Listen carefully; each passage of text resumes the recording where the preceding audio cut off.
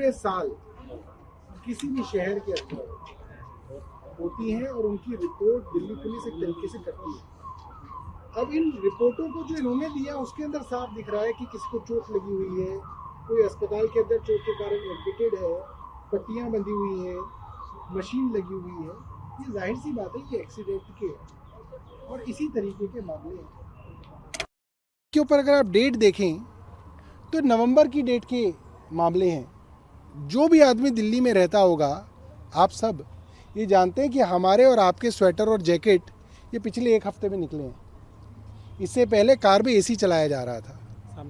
सो झूठ बोल के देश को गुमराह करना भारतीय जनता पार्टी की पुरानी आदत है और घटिया कृत्य है। दूसरी बात जो मैं हर बार पिछले एक साल से कह रहा हूँ, जब जब भारतीय जनता पार्टी की केंद्र सरकार की डीडीए, रेलवे और एएसआई हजारों लोगों को बेघर करती है दिल्ली के अंदर, जैसे कि कुछ दिनों पहले आपको याद होगा भारतीय जनता पार्टी की केंद्र सरकार की आर्कियोलॉजिकल सर्वे ऑफ इंडिया ने तुगलकाबाद किले के पास हजारों गरीबों को बेघर किया।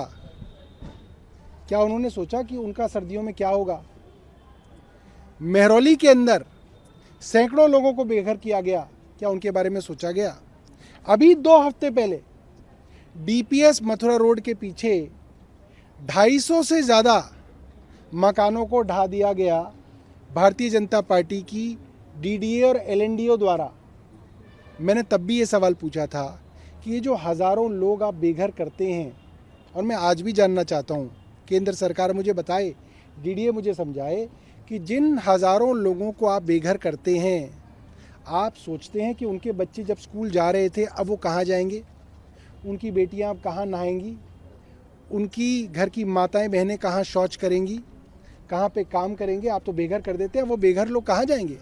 वो इन्हीं फ्लाईओवरों के नीचे शरण लेंगे, यहीं कहीं फुटपाथ के ऊपर अपनी किसी तरीके से जीवन यापन करेंगे। तो ये बहुत ज़्यादा दयनीय बात है। दूसरी बात, किसी भी मकान को और जे क्लस्टर को डिमोलिश करने से पहले ये कानून है इस देश का अभी तक तो, कि आप उसकी कोई व्यवस्था करेंगे, आप उसकी ऑल्टरनेटिव अरेंजमेंट करेंगे।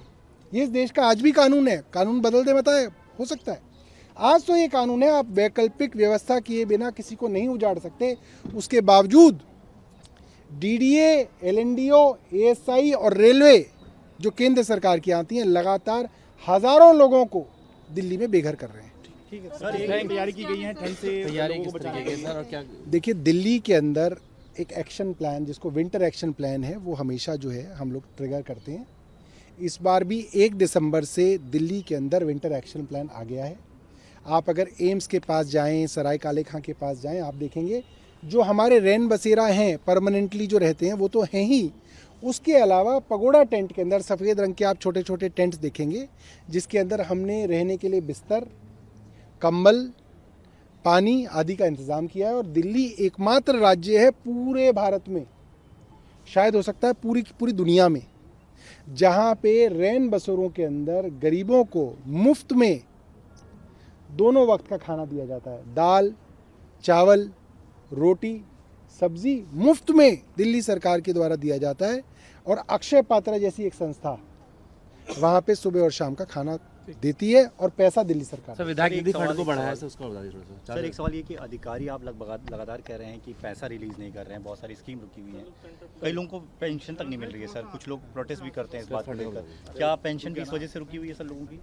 भारतीय जनता पार्टी की एक ही नीति है, आप हर एक वेलफेयर के डिपार्टमेंट का पैसा रोक लें। पैसा रुक जाएगा तो सब काम रुक जाएंगे। 6-8 महीने पहले भी आपको याद होगा, दिल्ली विधानसभा के अंदर याचिका समिति में हमने प्रधान सचिव वित्त को बुला के पूछा था कि भाई गरीब लोगों को, बुजुर्गों को पेंशन क्यों नहीं मिल रही है, विधवाओं को पेंशन क्यों नहीं मिल रही है? क्यों था? वित्त ने पैसा रोक रखा था। अस्पतालों के अंदर दवाइयाँ क्यों नहीं मिल रही थी? मोहल्ला क्लिनिक के डॉक्टरों को तनख्वाह क्यों नहीं मिल रही थी? मोहल्ला क्लिनिक में टेस्ट क्यों बंद हो गए थे? क्योंकि जो टेस्ट जो कंपनी करती है उसका पैसा रोक दिया गया। जिन कंपनियों से दवाई खरीदती है सरकार, उन कंपनियों को पैसा देना बंद कर दिया। तो जाहिर बात है वो कंपनियां जो है दवाई बंद कर देंगी। तो बहुत ही घटिया स्तर की राजनीति इस वक्त भारतीय जनता पार्टी कर रही है कि पैसा सरकार का रोक दो। हालांकि दिल्ली के लोग टैक्स दे रहे हैं, सरकार के खजाने में पैसा है, मगर सरकार के खजाने से ही सरकार के विभागों को पैसा नहीं दिया जा रहा। वित्त सचिव जो हैं, मुझे लगता है कि अपने भारतीय जनता पार्टी के आकाओं के कहने पे ये काम कर रहे हैं। फंड बढ़ाया गया है फंड सर? बढ़ाया गया है विधायकों का, 4 4 से 7 हो गया है। पहले कितना था, क्या था, थोड़ा डिटेल में बता दीजिए। देखिए, पिछले 2 वर्षों में जो कोरोना की शुरुआत हुई, जब इस नए सत्र की विधानसभा की शुरुआत हुई थी, तब तो 2 वर्ष विधायकों को विधायक निधि नहीं मिला। कोरोना के चलते सरकार की आमदनी भी कम थी। फिर 2 वर्ष तक जो है ये विधायक निधि 4 करोड़ रुपए था। अब जो है इस वर्ष को मानते हुए भी इस विधायक निधि को हमने 7 करोड़ कर दिया, यानी कि इस वित्तीय वर्ष 2023-24 में भी 4 करोड़ के अलावा 3 करोड़ और विधायकों को दिया जाएगा, और अगले वर्ष भी जो है 7 करोड़ का विधायक निधि दिया जाएगा। बहुत सारे छोटे छोटे काम होते हैं, जैसे छोटी छोटी इंटरनल रोड्स बनाना, बच्चों के लिए पार्कों में झूला लगाना, ओपन जिम लगवाना, छोटे मोटे जो काम होते हैं पानी के, सीवर के, वो कराना, वो उन कामों से विधायक अपने लोकल एरिया के अंदर काम करा पाएंगे। Thank you sir. बहुत बहुत धन्यवाद आपका। Thank you so much.